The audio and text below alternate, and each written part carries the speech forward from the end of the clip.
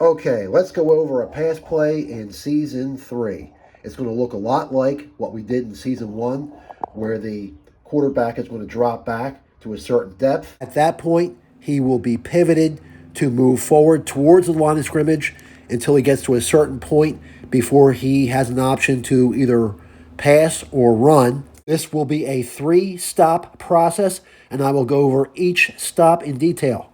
So at the very beginning of the play, the first activation of the switch, the quarterback and the halfback move towards each other.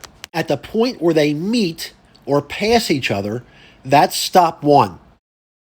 Now we will go over the pivots on stop 1. If the quarterback is turned at all during that stop, we turn him straight. And if the tailback is in his way, we pivot the tailback just off of him so he's out of the way of the drop back. Then we have a couple of defensive adjustments to make, but first let's move this receiver forward. He would have been with the switch activated, and the corner would be pivoted to play man on the outside receiver. Do the same on the other side. And then you would pivot the safeties to drop straight back in zone, and the middle linebacker as well. And those would be all the adjustments that you would make on first stop. Now we're ready to activate the switch for a second time. And the quarterback is going to drop back to a depth of 12 yards. That's marked by that referee on the far sideline. And while he's dropping back, he also has to stay within the bounds of the center field hash marks. So I want you to think about it like a rectangle, 12 yards deep and around the center field hash marks. He's got to stay within that. I call it the drop back zone. And you might say, well, what happens if he goes outside of that? Well, we'll get to that later in the back half of the video. So he's got to drop back, stay within the drop back zone to that 12-yard depth mark. At that point, you stop the board. That's stop 2. And let's just pretend the players are moving like they would if we really had the board on. You know, the defensive line's pushing in here. Receivers are going downfield. The corner is with them. Don't mind the white paint on my fingers. And the safeties dropping back. Middle linebacker dropping back. So on stop 2, the pivot you make is the quarterback gets turned straight towards the line of scrimmage. Like so. And then the only other pivot you'll make is if you have a defender that's free, like this edge rusher here, let's pretend that he's not engaged with any offensive players, you would pivot him to attack the quarterback. Okay, so those are all the pivots you make on stop 2. Then you're ready to activate the board again.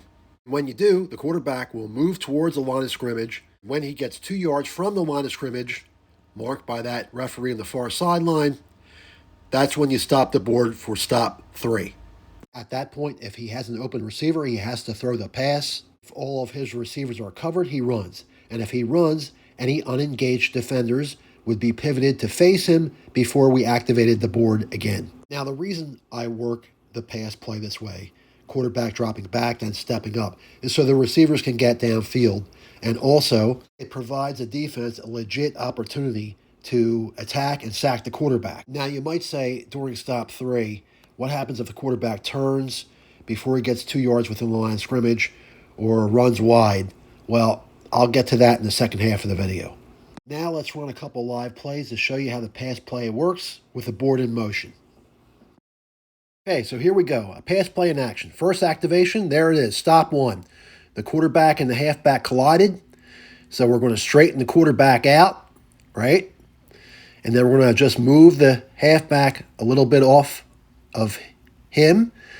And then we go out here, make sure that the corners are playing man with the wide receivers. The safeties are dropping straight back in zone. And so is the middle linebacker. Just this other corner here. Those are all the pivots on stop 1. Now remember, the quarterback's got to drop back to that 12-yard depth mark marked by that referee on the far sideline. And we activate the board, and he gets there. We stop the board. Now this is stop 2. And on stop 2, we're going to turn the quarterback straight towards the line of scrimmage, like so. Then if there's any defensive players I can pivot towards him on the line, I do that. But these guys are all engaged with that tackle. And the other guys are all engaged. I can't pivot any of the defenders. So we're ready to activate the switch again. Remember that the quarterback's got to get to within 2 yards of the line of scrimmage on the next activation, and we activate the board, and he does that. So at this point, the quarterback only has 2 choices, and the first choice is if he's got a man open, he's got to throw to him. He can't run. But if he doesn't have anybody open, then he runs. And if he runs, he does not get a pivot. He has to stay in the direction he's headed on that stop. Although all the defensive players that are free would be pivoted to try to stop him. Now, in my rules videos in the past, I've gone very deep into what is an open receiver in my solitaire play. I'm not going to do that here right now because I just want to run through this play. This guy's open on the far side of the field. So the quarterback will throw to him now, and we'll do a separate video on what an open receiver is for AEFL solitaire gameplay. This is a white stick pass. I do use stick passing. I like how the defenders can get a chance to make a play on the ball with stick passing. And the defenders are out of position here. There's nobody really that has a shot at this ball unless he misses it. Okay, and the receiver makes the grab. And, I don't pivot the receivers after they make the catch or even before they make the catch. So he goes out of bounds after a 32-yard pickup. Okay, that was a big-time successful pass play for the offense. Now let's look at another play. This time we'll have the referees brought in close, marking the edge of those hash marks and the 12-yard depth mark. That'll give you a nice visual of that drop-back box that the quarterback's got to stay in that I've been talking about. Activate the switch, and there's stop 1. So we're going to straighten the quarterback out, like so. And we'll just make sure that the halfback is adjusted just a little bit out of his drop back path. Now we're going to do our pivots on the defensive backs, corner on the receiver, safety, turn around, the other safety, middle linebacker, and then the last one is the cornerback on the other side, defend that receiver. Now we're ready for the second activation. And there it is. And there's stop 2. The quarterback got to that 12-yard depth mark, a little bit past it. We stop the board again. We adjust the quarterback to go straight forward. And is there any defenders that can be adjusted to attack him on the line that aren't engaged? And yep, there's that linebacker right there. So we're going to adjust him slightly, and he's going to head towards the quarterback. Boy, that right tackle is doing a nice job on that edge rusher, isn't he? Okay, so those are all the pivots I can make on stop 2. And now we're going to activate the switch again. And the quarterback on the second activation just got destroyed by that linebacker. Let's have another look at that, shall we? Boom! He almost knocked him over. So that would obviously be a sack. End of the play. Okay, so I've gone over the operations of the pass play. Now let's talk about how things can go sideways. You actually just saw one of them. The quarterback gets sacked before he gets the third stop. Now we will go over a couple other scenarios. In this segment, I hope to account for everything that can happen. The first thing that can happen is when you activate the board and the quarterback and the tailback converge, the quarterback falls over. Well, if that happens, then the play turns into a running play and the tailback carries the ball from there. Okay, next scenario. You activate the switch. These guys converge. That's stop 1. That goes fine. Activate the switch again. And remember the drop back zone, 12 yards deep and bordered by the hash marks, the outside edge? Well, this time, the quarterback doesn't drop back 12 yards. He hits the outer edge of the hash marks before he gets 12 yards deep. What happens then is you stop the board right then. Now that's stop 2. Turn the quarterback just like you would if he had dropped back 12 yards, and then you're ready for the next activation of the switch. Now there's an exception to that. If he zips completely across those hash marks before you can stop the board like that, then the play is dead. And it's a penalty on the offense, drop back box violation, 10-yard penalty, loss of down. Okay, the next scenario. After first stop, quarterback dropping back, but he turns before he gets 12 yards. We stop the board right there, and that's second stop. Then we pivot him straight, the same way we would have done if he would have dropped back 12 yards. Then if there's any free defensive players along the line, you pivot them to attack him, and then you're ready to proceed with the play to third stop. Now we're going to look at the way things can go sideways on third stop. Okay, so imagine first stop goes fine. Quarterback gets the second stop, that goes fine. We pivot him straight, that's all fine. And then we're ready to activate the board for him to get to within 2 yards of the line of scrimmage, right? But this time, instead of getting 2 yards from the line of scrimmage, he starts to run wide. And at the point he hits the numbers, you stop the board. And that's third stop right there.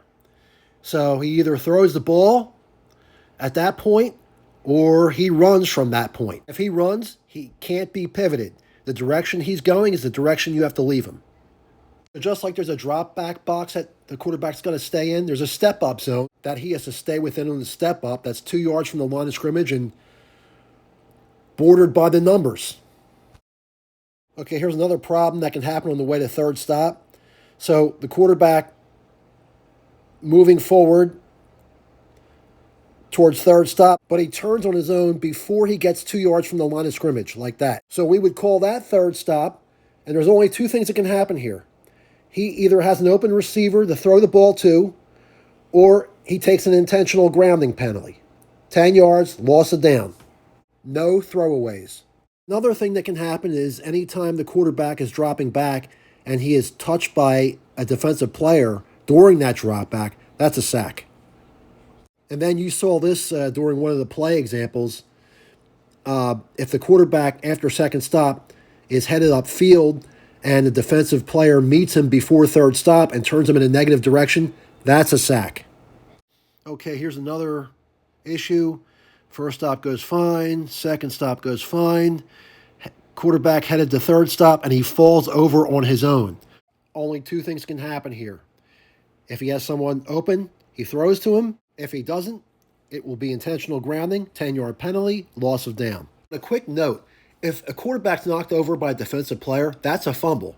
Whether that's going to remain an automatic fumble lost or I'm going to some other process, that's to be determined. So that's the pass play operation that I'll use in Season 3. This rule set is meant for solitaire play, as are all of my rules. But could the AEFL solitaire rules be used for competitive play? Yes, I think they could, with some modifications. For example, this pass play, I would keep that quarterback drop back, step up before he can throw process in place because it allows plays to develop downfield, which I love, and it also allows for the quarterback's athleticism. Maybe I can do a video at some point where we could explore a competitive adaptation of the AEFL rules. How's that sound? I'll give that some thought. In the meantime, I'm going to roll out some more rules videos. We'll go over a running play, what an open receiver is. I'll recap what that means, special teams plays. And I'm going to update you on my painting progress. Since I completed the Bulls, I got another team painted, and I'm working on a third one, and I'll roll out that video shortly. Lots of painting left to do. Okay, that's it for this video. Thanks for watching. More stuff to follow.